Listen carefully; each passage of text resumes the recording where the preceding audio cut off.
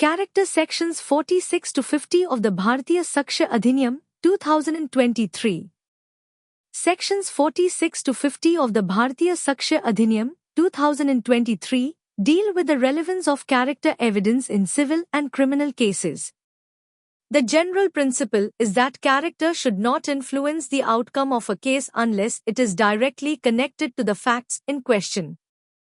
This is done to prevent unfair prejudice and to ensure decisions are made based on evidence, not personal opinions about someone's nature. Section 46 states that in civil cases, a person's character is generally irrelevant.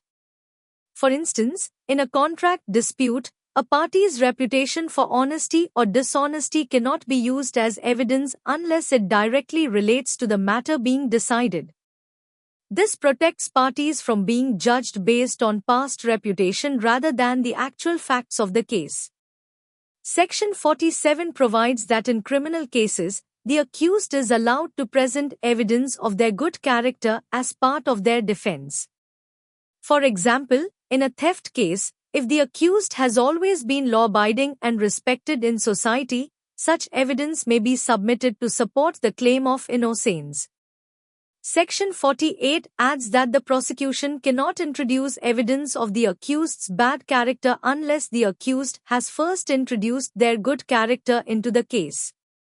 For example, if the accused states that they are a person of strong moral values, the prosecution may respond by presenting past convictions or other negative traits to challenge that claim.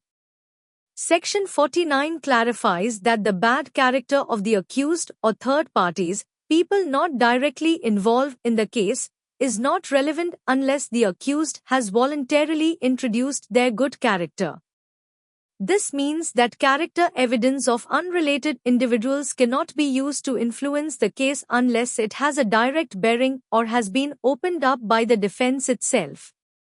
Finally, Section 50 allows character to be considered in civil cases only for the purpose of determining the amount of damages to be awarded.